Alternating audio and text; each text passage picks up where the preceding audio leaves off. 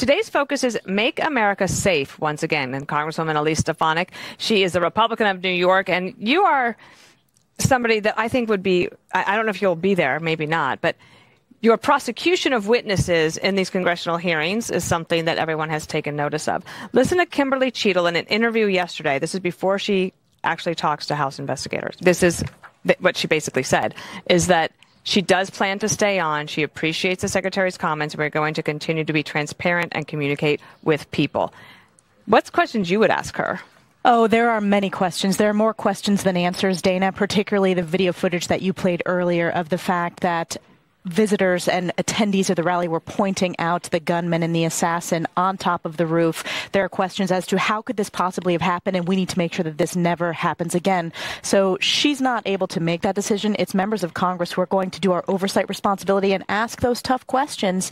The American people deserve answers, and there needs to be accountability when there are these law enforcement failures to improve to make sure it never happens again. So I know my colleagues on the House Oversight Committee are looking forward to the opportunity to ask those questions on behalf of the American people. One more from me on this. You called for the university presidents to resign in the wake of the protests where they did not protect Jewish students. Do you think she should resign?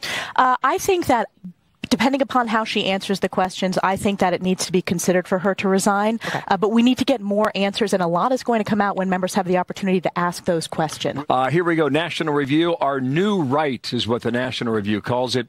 Donald Trump, J.D. Vance, and the transformation of the GOP and the conservative movement. Think about where he was in 2016 going into Cleveland, Ohio. Mm-hmm. The governor, John Kasich, didn't even show up.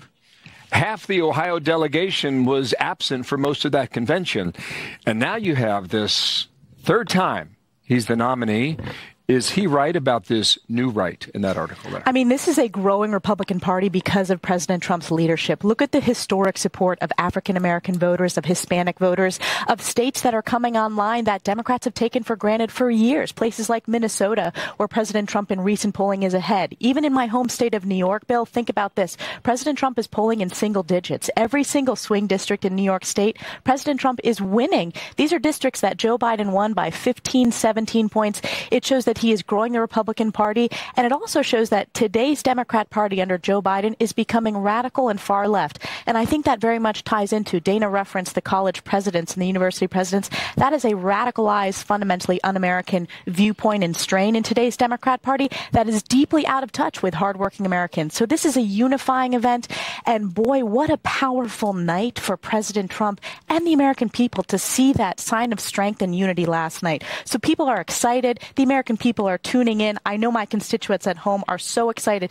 to be here or watching. New York's got a front row seat. Yeah. It's been a long time since that's. I think it kicked California to the back row there because they were first in 2006. Yes, we've been following like the youth vote, Hispanics and blacks. I want to ask you about some of the other constituents that you represent or that are in some of these districts in New York, and that's Jewish Americans. And tonight and today, the focus at the convention is Make America Safe Again. And many Jewish Americans today, they don't feel safe. Will that come up?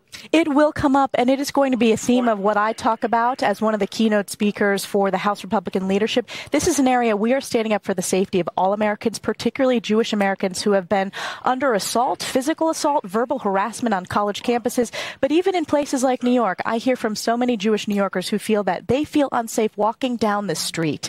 And President Trump stands strongly with the Jewish people. He condemns anti-Semitism very specifically, and he's been the greatest ally for Israel. So we are growing the party, and as you look at some of these polling differences, Jewish Americans are increasingly voting Republican because they know we will stand strong and stand up for what's morally right when it comes to condemning anti-Semitism.